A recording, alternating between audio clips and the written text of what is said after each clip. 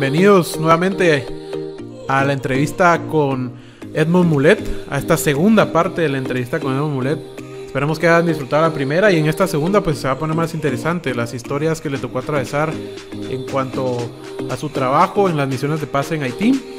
También vamos a hablar un poco del tema de qué pasó con el Partido Humanista y nos vamos a centrar un poco también en el análisis de lo que está aconteciendo actualmente en el país, posibles soluciones que él propone. Así que bienvenidos y gracias a los que nuevamente nos escuchan, así como gracias también a la holandesa, la pastelería que nos ha estado apoyando desde el inicio.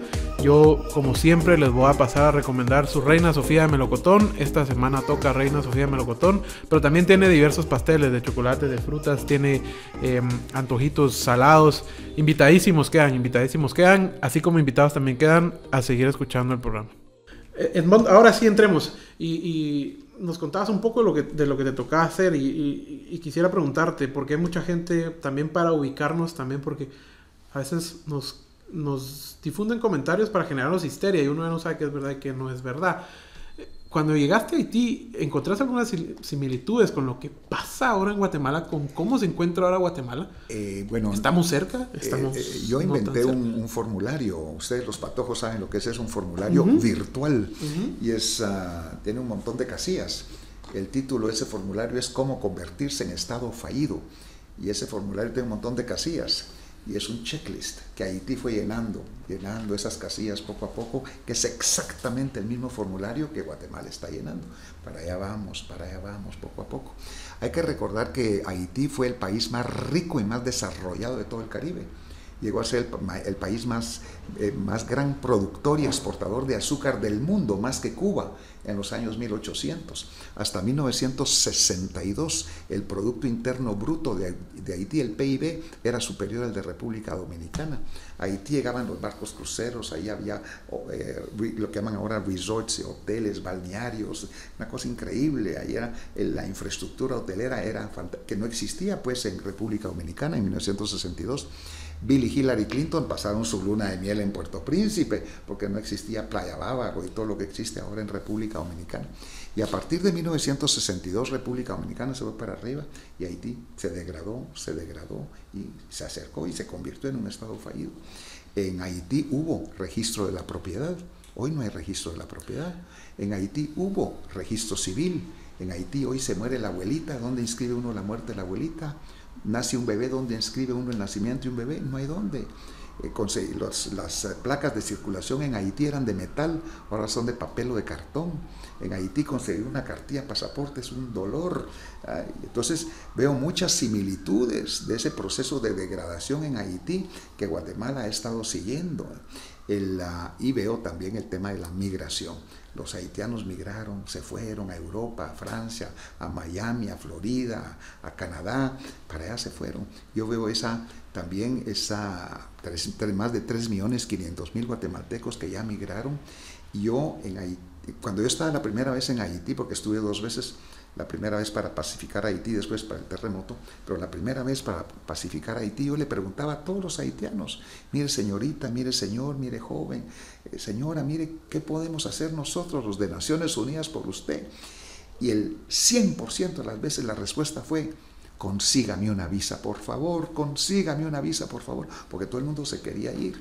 Y allá escuchaba yo un mensaje, que ahora escucho también aquí en Guatemala, de papás y mamás, de todos los niveles sociales y económicos en Guatemala, desde los más sencillos hasta los más emperifollados, papás y mamás que les dicen a sus hijos, mijo, mija, andate Guatemala, anda a estudiar fuera, anda a trabajar fuera, anda a hacer tu vida fuera, porque hemos llegado a unos niveles en que ya no creemos que nuestros hijos tienen un futuro en nuestro propio país, y eso es una verdadera tragedia.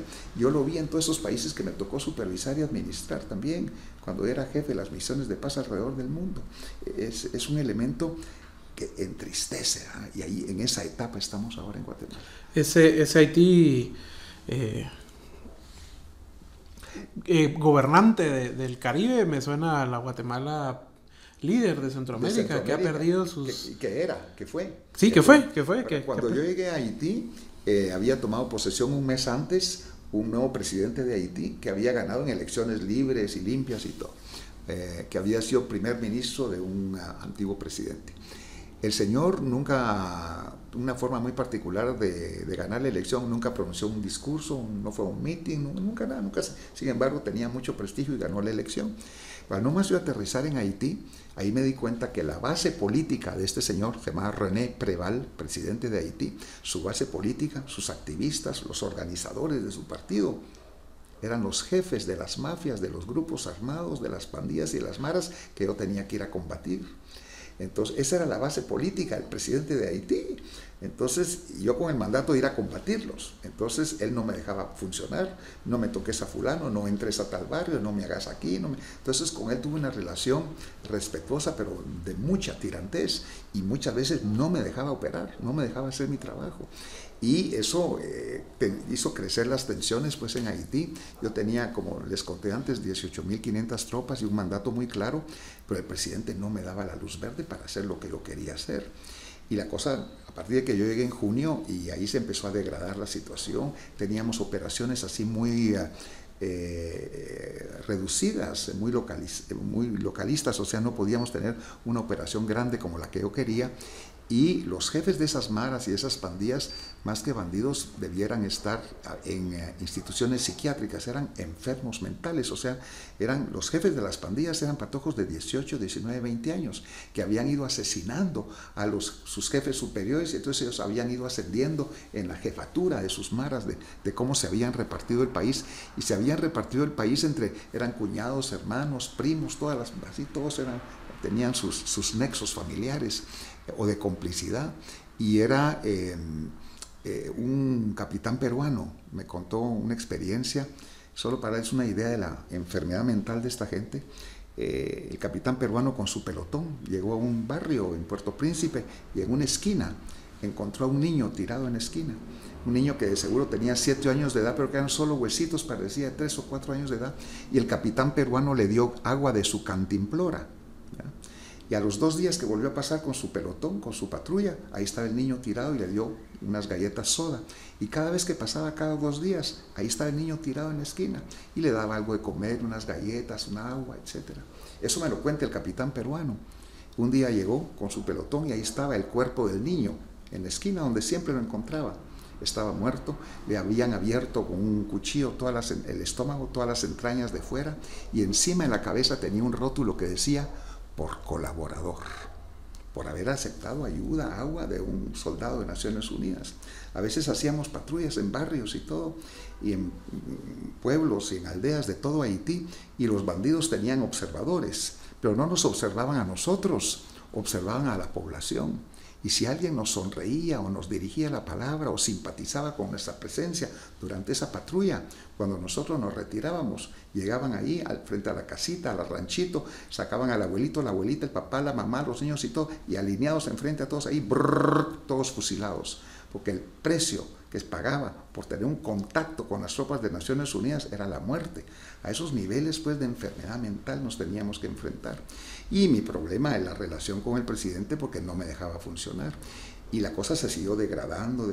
Ya en octubre, noviembre, ya la sociedad civil, los medios de comunicación, sector privado, diciendo: ese Mulet que está haciendo aquí, tiene un mandato muy claro del Consejo de Seguridad, tiene 18.500 tropas y no vemos que esté dando resultados. Pues el presidente no me dejaba actuar.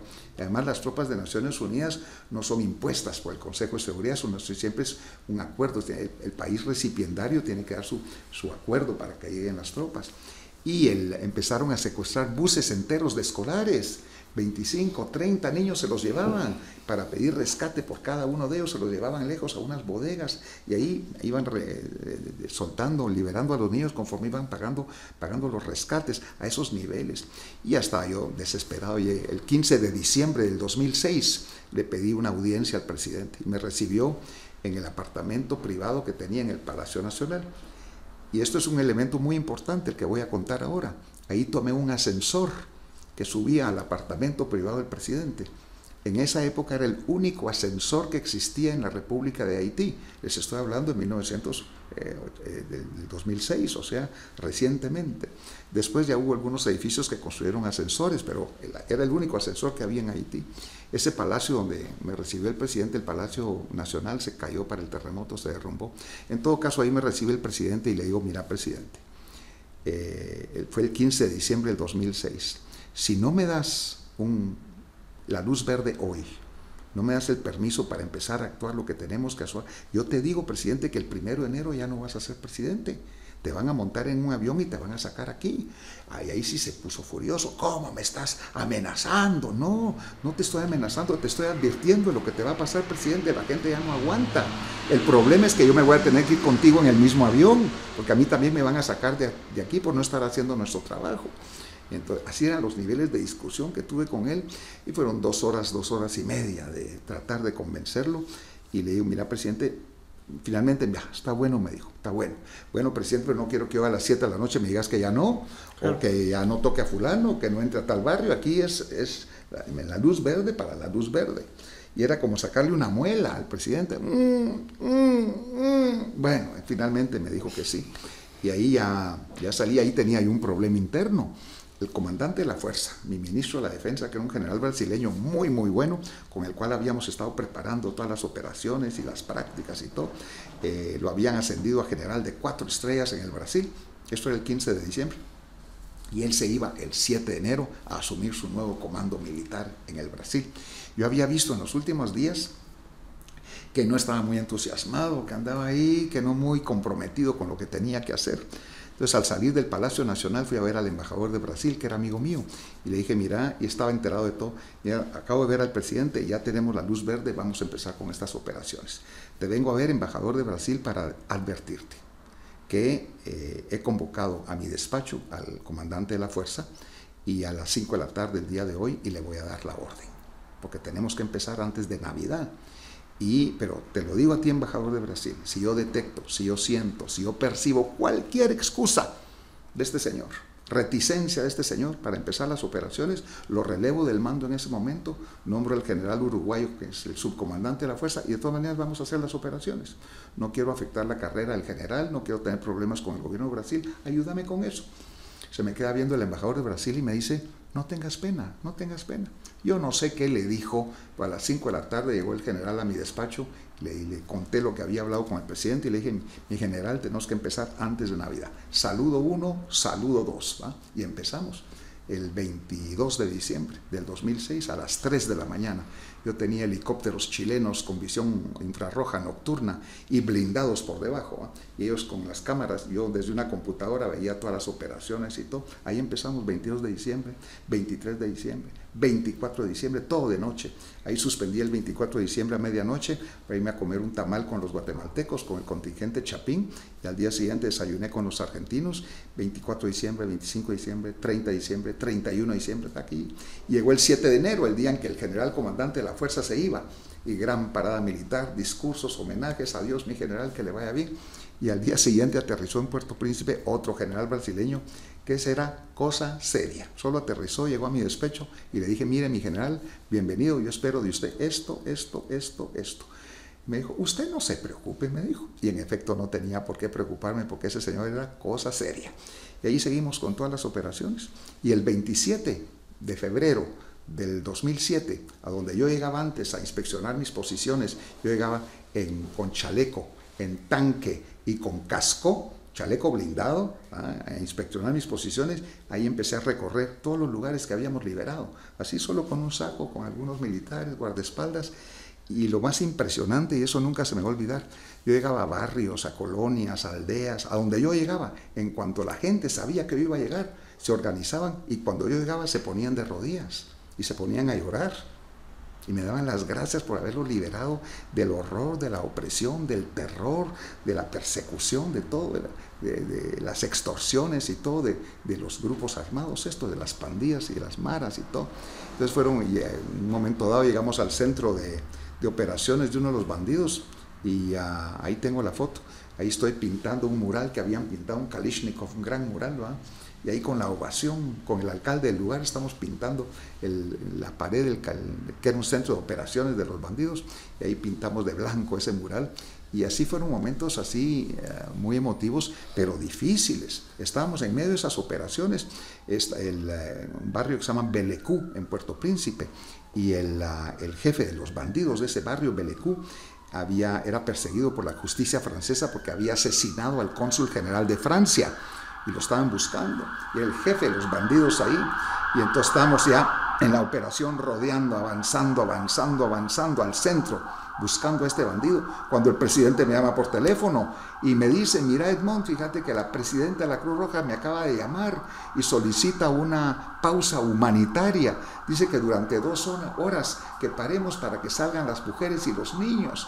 Pues si el presidente de la República te lo pide, y la presidenta de la Cruz Roja también, después averigué que no era cierto lo de la presidenta de la Cruz Roja, y entonces pues uno dice que sí. Entonces llamé al comandante y le digo: mire, paremos 2 horas, pausa humanitaria. Y después de 2 horas seguimos, llegamos al centro de operaciones de los bandidos, ya no había nadie, se habían disfrazado de mujeres y se habían escapado.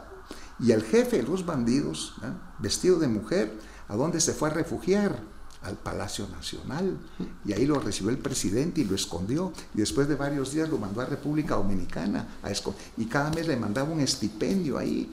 O sea, solo para darles una idea pues de los problemas políticos que a veces teníamos que enfrentar para cumplir con nuestro trabajo en Haití, pero se logró. Lastimosamente, durante el gobierno del señor Trump, con ese afán que él tenía, con el pretexto de ahorrar recursos, dice que Estados Unidos propuso ya el cierre de la misión en Haití. Yo se los dije a los americanos: miren, no lo hagan, esa presencia disuasiva en las calles es muy importante. No, que hay que cerrar, que el presidente dice, bueno, está bien, que vamos a hacer. Y ahorita han vuelto a surgir secuestros, asaltos, extorsiones en Haití. Pues parece... Aquí en Guatemala no hay todavía índices de que en el Palacio, ¿qué es?, de gobierno, en la zona 1 hayan delincuentes, pero en el legislativo sí que me quedan mis dudas. Sí que es más claro el panorama de que ese edificio sí alberga y muchos delincuentes. Y bueno, y narcotraficantes, ¿verdad? Porque ahora tenemos más narcodiputados y más narcoalcaldes que nunca en la historia de Guatemala. Y lo preocupante es que hay más representación de estos grupos que, por ejemplo, de sectores indígenas. Así es. O de la misma mujer. Solo 5% de diputados al Congreso son indígenas. Tendremos que ir a esa historia que nos contabas para recuperar la institucionalidad en Guatemala.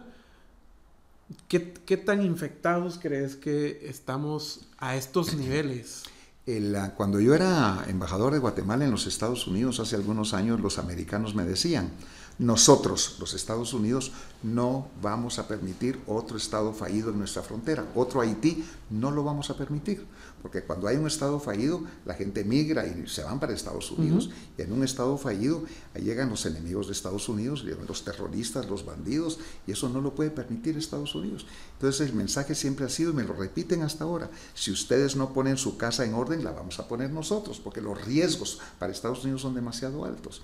Entonces, ahorita vemos que viene una acción muy fuerte, y aquí era una posición bipartidista, republicana y demócrata, en relación al narcotráfico. Ya vemos cómo se llevaron a un hermano de una diputada, ya lo agarraron, el alcalde de Ocos depositando allá en un banco en Panamá, se lo llevaron, las operaciones contra el alcalde de Ipala también. Todo eso viene, el tema contra el narcotráfico viene, y contra la corrupción. Vimos ahí unas declaraciones del propio secretario de Estado, ¿verdad? No fue un cónsul, un vicecónsul, un tercer secretario, fue el propio secretario de Estado que declara corruptos a Gustavo Alejos y a Felipe Alejos, y les retiran las visas a ellos y a sus familias, pues. Y lo habían hecho antes con Delia Back también. O sea que en el tema de la corrupción viene una acción muy fuerte de parte de Estados Unidos, porque, como ellos han dicho, si ustedes no ponen su casa en orden, la vamos a poner nosotros.